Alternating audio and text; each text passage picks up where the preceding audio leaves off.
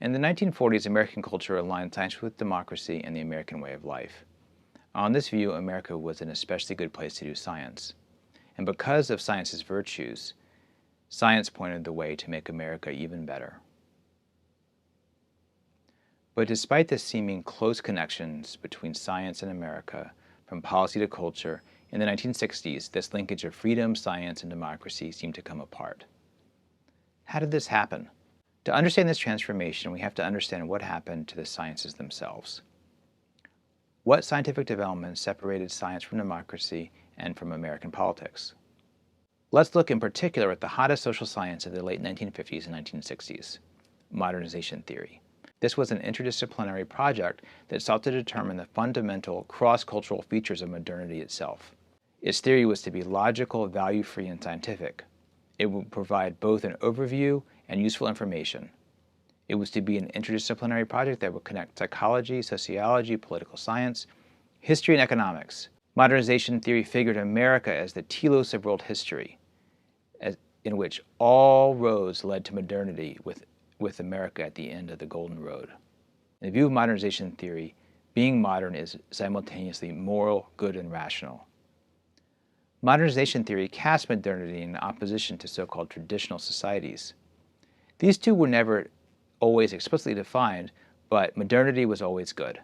In the accounts of modernization theorists, America stood at the present, and Europe stood in the relatively recent past, but the developing world, or the third world, in the more distant past still. So modernity, according to one version of its theorists, was a place that was dynamic and concerned with people. Modernity was democratic, it was supposed to be egalitarian, scientific, economically advanced, focused on individuality, focused on the belief that religion had no place in political discussions. Modernity was a place where civility mattered. It was a place that promoted the progressive income tax, that promoted the welfare state, public education as well. Modernity was a place where progress rests on rational technology and scientific knowledge. On the other hand, traditional societies worked very differently. Traditional societies held scorn for individual pursuits. Traditional societies had respect for traditional learning, which siphoned off talent into economically useless activities. Traditional societies supposedly had a tendency to inhibit individual initiative. Traditional societies, according to this argument, had a requirement of sharing income with the family, and traditional societies failed to see nature as a resource for economic exploitation. Modernization theory was tightly linked to a political theory called the elite theory of democracy. On this view, society was to be managed by elites. In the elite theory of democracy, voting is a matter of choice between elites, not really a matter of the choice of the people. Elite theorists of democracy argued that political activity itself was a matter of psychopathology, sort of like people who were excited about the Nazis. On the view of elite theorists of democracy, the less people vote, the better. And the reason was that the less people vote, the more indication you have that they are satisfied with the existing system as it is. According to this view, modern society needs not people who are going to change society, but engineers to help it function more smoothly and efficiently. These kind of modernization theorists argued that ideology had gone away in modern societies, and the primary issues to be resolved were technical ones. Modernization theorists considered that one of the best ways to understand how a country was developing was to focus on the nation as if it were a person. So to think about their leaders and the people and their stage of development from children to adolescent to adult.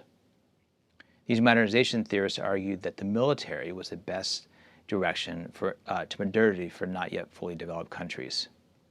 They argued that psychologically adjusted countries, those that were developing normally, would collaborate with American military.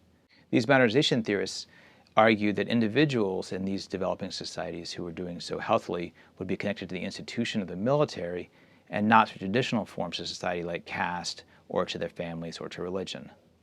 These modernization theorists argued that military dictatorships were a good form of consensus building in these modernizing societies. And in these modernizing societies, in developing countries around the world, the most modern citizens were soldiers, because these people submitted not to family, they didn't owe their allegiance to religion or to region, instead they owed their allegiance to a most modern thing, to bureaucracy, to the military bureaucracy specifically. So the military in these developing societies provided stability. They provided a particular kind of stability. They prevented left-wing or communist governments from emerging. On this view, modernization is a tool for increasing stability. And the military, even military dictatorships in developing countries, would be the best way to get it. So for modernization theorists, by the mid-1960s, the ultimate goal is to achieve stability and to achieve countries around the world who are friendly to the United States government. The goal was no longer the promotion of democracy at all.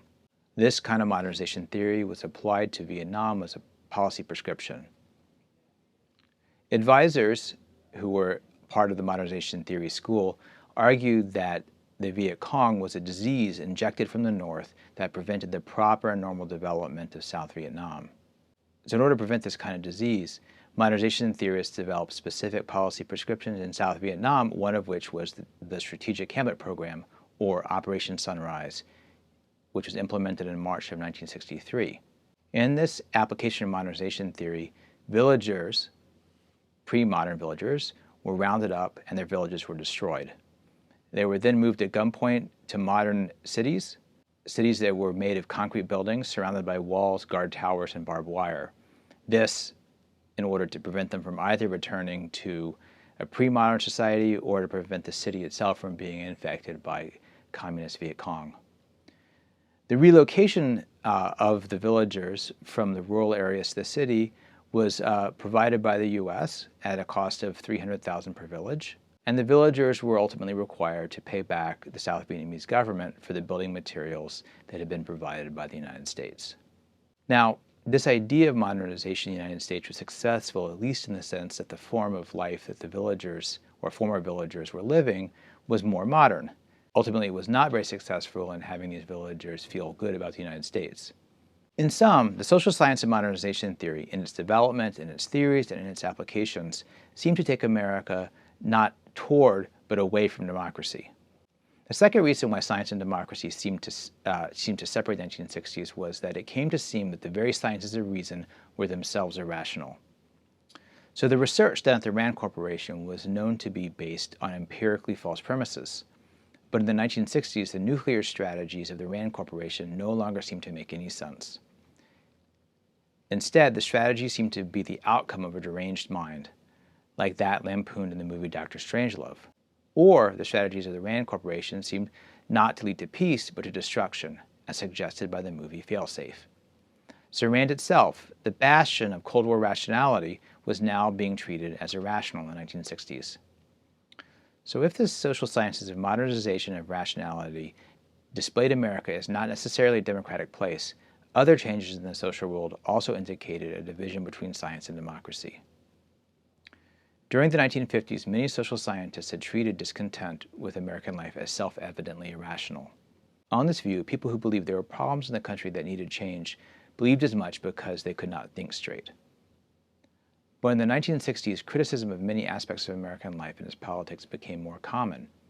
Indeed, with the growing force of the civil rights movement, it was not criticism of America, but complacency that seemed to be unhealthy.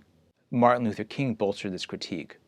His letter from the Birmingham jail of 1963, as well as a 1967 invited lecture for the American Psychological Association, underlined the necessity of not accommodating the existing political and social system. In each case, King made the point that the greatest impediment to the civil rights movement was the desire to pursue change only through channels of patient discussion and debate. Just before he was assassinated, King criticized the very mental orientation that thinkers, and especially social scientists, had been studying, lauding, and seeing essential to the pluralist democracy. He criticized adjustment. King criticized psychology's focus on social adjustment and urged that some features of the world, such as inequality, should not be adjusted to.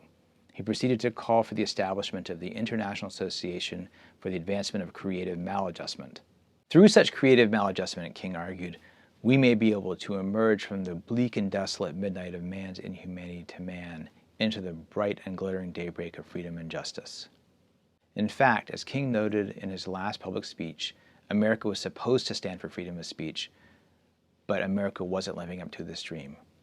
For this reason, in Memphis, Tennessee, on April 3, 1968, King urged marchers and protests in the face of a judicial injunction that had enjoined such actions. For King, the very injunction, the legal system as it was actually being practiced, was illegal and contrary to freedom. Thus, from his perspective, freedom and democracy did not align with American life as it was actually then organized. Protest, even that declared to be legal by a judge, was necessary to help the country achieve real democracy and freedom. So by the 1960s, the virtues of the open mind that social scientists had once found only among individuals who were content with the status quo, most especially themselves, seemed to be located among some of those most critical of American society, and especially among members of the left wing. Social scientists, indeed, began to find that the most politically active and committed individuals, from black nationalists to Vietnam War protesters, were better off mentally than were centrists. Are the products of science dangerous? And who do you trust to tell you? We explore this question by considering the biological effects of science and technology. Let's start with how this question developed in terms of nuclear arms. Here the question was, is fallout dangerous? The answer given by government bodies was essentially no. One could protect oneself well enough from fallout. Indeed, in 1952, the Atomic Energy Commission said there were no long-term effects of fallout. And this kind of view was echoed in 1956 by President Eisenhower when he reassured Americans that the continuance of present rate of H-bomb testing by most sober and responsible scientific judgment does not imperil the health of humanity. Pro-nuclear scientists like Edward Teller said, the only danger from fallout is in the imagination. The Atomic Energy Commission argued that fallout was safe by assuming that it would be spread equally all over the globe and would not develop in so-called hotspots. They computed that the rate of leukemia increase from fallout would be only 0.5%. Seems pretty good. But some opponents said that means that in America, 10,000 new people will get cancer. The Atomic Energy Commission responded that that means the danger of fallout is less than the danger that one takes when one drives in a car. Respondents said driving a car is voluntary, and so are the risks and benefits. But the risk of fallout is not voluntary. So throughout the 1950s, while the Atomic Energy Commission specialists dismissed any danger related to radioactive fallout, there was a growing and burgeoning movement within the scientific community that argued otherwise. These scientists focused on strontium-90, which was a fission product of uranium. Strontium-90 was dangerous because it was a chemical relative of calcium, and it followed a similar course through the biological food chain. It entered the human body through milk and calcium-rich vegetables. And so, while most strontium-90 passed right through the body, trace amounts collected in the bones and bone marrow and gave off radiation internally in the body, and it threatened to cause bone cancer, cancer of the soft tissues near the bone, and leukemia. And so, as radioactive fallout entered the soil, it accompanied calcium through the food chain from soil to plants to animals and into human bodies. Human bodies, especially children's, were being fortified not only with calcium but also with the radioactive isotope strontium-90, and thus exponentially increasing one's susceptibility to cancer. Further, given its long half-life, significant quantities of strontium-90 could accumulate in human bones over a long period of time. And because of its capacity to contaminate the food supplies upon which all Americans were dependent, dangers of radioactive fallout presented a relatively universal risk.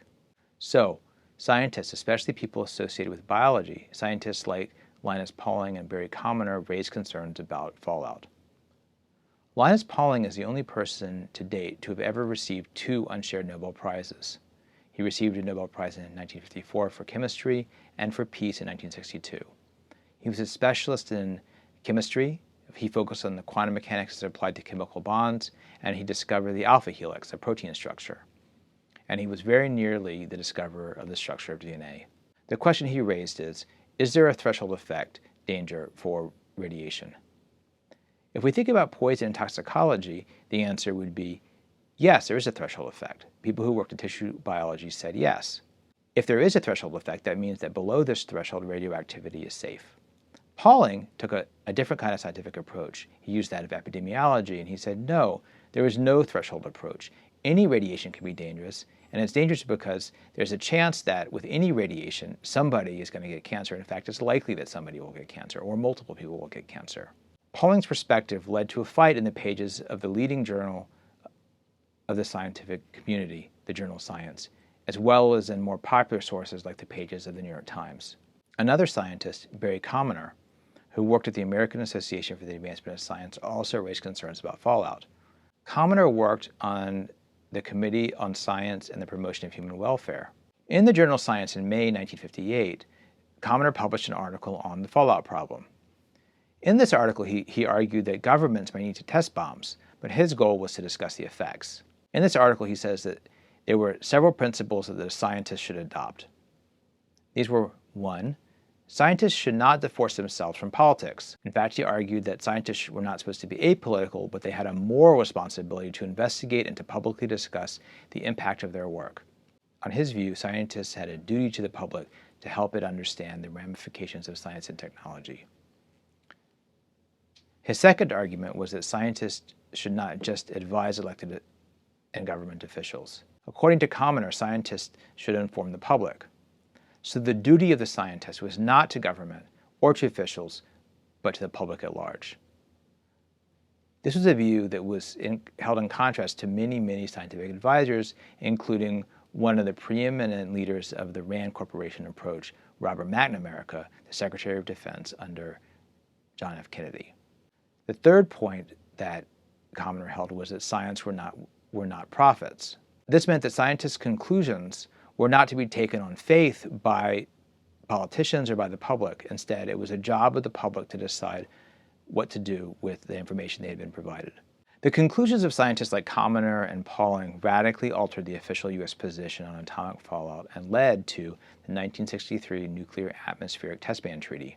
More important, the Atomic Energy Commission's policy of secrecy and misinformation raised serious questions about the governance of nuclear technology and risk assessment.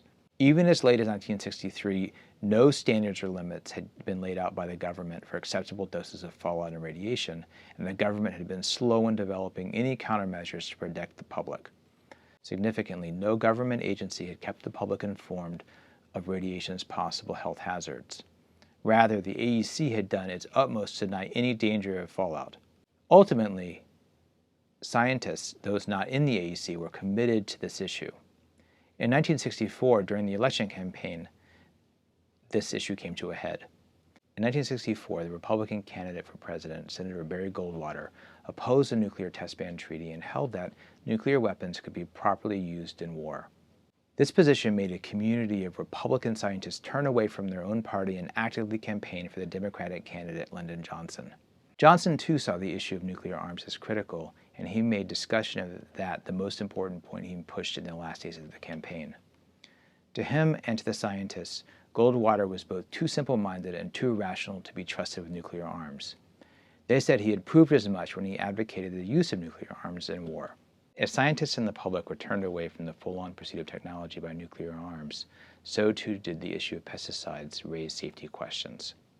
While the chemical industry claimed that pesticides were perfectly safe, ecologists working in a new field and Rachel Carson claimed that these chemicals were lethal to specific species, that they upset the balance of nature, and that they were ultimately dangerous to people too.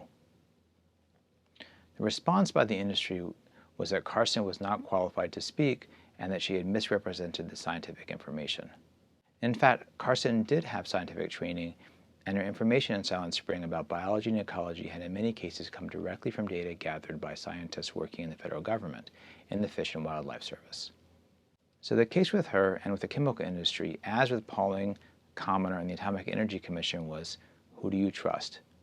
It was an issue of scientists speaking to the public to inform them about the dangers of scientific products versus other scientists who said that products of science were safe. The result was the development of an environmental consciousness. This consciousness was not anti-science, but was based on the scientific studies like those reported by Pauling and Commoner and Carson. If this consciousness was open to scientific thinking by these people, it was at the same time highly skeptical of those uncritical approaches to technologies like pesticides and nuclear arms that had been promoted using scientific knowledge.